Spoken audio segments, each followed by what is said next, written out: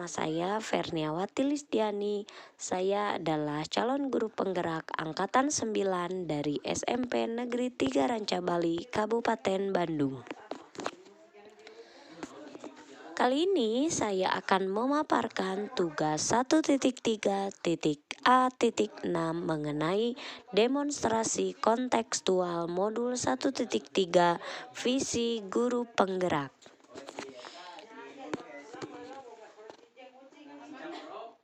Inquiry apresiatif ialah suatu landasan yang berfokus pada upaya kolaboratif untuk menemukan hal positif dalam diri seseorang, baik masa lalu, masa kini, maupun masa depan, menurut Cooprider dan Whitney tahun 2005.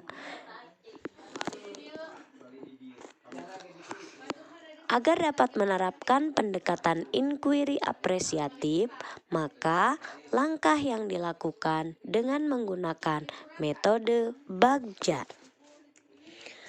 Bagja terdiri dari B. Buat pertanyaan utama, di dalamnya menjelaskan mengenai membuat pertanyaan untuk menentukan arah. A. Ambil pelajaran, di dalamnya menjelaskan mengenai memandu bagaimana pengalaman positif dari individu, kelompok, atau komunitas lain yang akan dijadikan pembelajaran. G. Gali mimpi, berupa narasi keadaan ideal jika prakarsa perubahan telah terwujud. C. Jabarkan rencana, mengidentifikasi tindakan-tindakan yang dilakukan. A. Atur eksekusi, membantu transformasi rencana menjadi nyata. Visi dari guru penggerak yang saya buat yaitu mewujudkan peserta didik yang mencintai lingkungan agar terbiasa membuang sampah pada tempatnya. Prakarsa perubahan yang saya lakukan membiasakan membuang sampah pada tempatnya secara sadar diri. Pertanyaan dari B buat pertanyaan utama yaitu bagaimana mewujudkan agar peserta didik bisa terbiasa membuang sampah pada tempatnya tanpa diperintahkan. Tindakannya yang pertama, melakukan survei atau asesmen dengan menuliskan keinginan anak tentang mencintai lingkungan. Yang kedua, melakukan sosialisasi agar membiasakan membuang sampah pada tempatnya. Yang ketiga, memberikan motivasi agar peserta didik bisa membiasakan untuk membuang sampah pada tempatnya. Yang keempat, melakukan refleksi kegiatan. A. Ambil pelajaran. Pertanyaannya, dengan dasar mencintai lingkungan, apakah anak bisa terbiasa untuk membuang sampah pada tempatnya? Tindakan yang dilakukan, yang pertama melihat hasil survei atau asesmen yang diberikan di awal. Yang kedua, menelaah hasil refleksi. Yang ketiga, melakukan diskusi dengan rekan sejawat dan kepala sekolah agar bisa terpecahkan masalahnya. G. Gali mimpi. Pertanyaannya yang pertama, bagaimana dampak bila peserta didik sudah terbiasa membuang sampah pada tempatnya? 2. Apakah akan diterapkan di lingkungan masyarakat juga? Tindakan yang dilakukan yang pertama, melakukan evaluasi dari hasil diskusi dengan rekan dan kepala sekolah.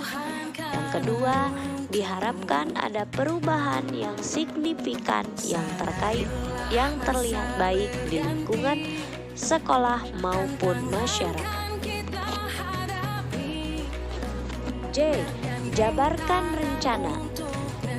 Bagaimana caranya agar pembiasaan membuang sampah pada tempatnya itu lekat pada diri peserta didik?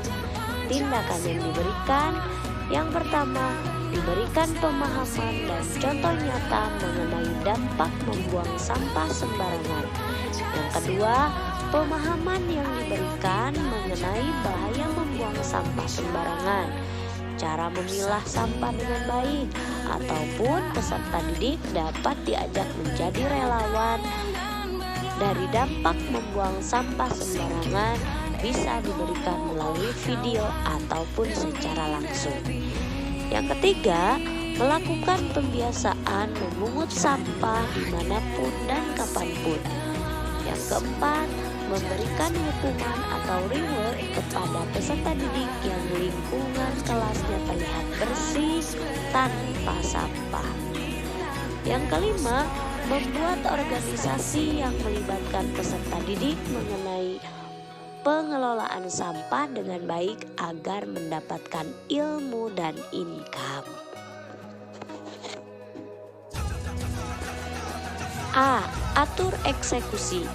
Pertanyaannya, bagaimana cara mengevaluasi kegiatan agar bisa terlaksana secara berkelanjutan, baik di lingkungan sekolah maupun di masyarakat? Tindakannya yang pertama, membuat tim pemantau atau penilai bisa diambil dari wali kelas atau tim khusus. Yang kedua, menyusun rencana evaluasi dengan tim atau rekan sejawat dan kepala sekolah. Yang ketiga, melakukan refleksi kegiatan. Semoga video kali ini dapat memberi perubahan ke arah yang lebih baik dan berpihak kepada murid. Terima kasih. Wassalamualaikum warahmatullahi wabarakatuh. Salam hebat Bapak dan Ibu.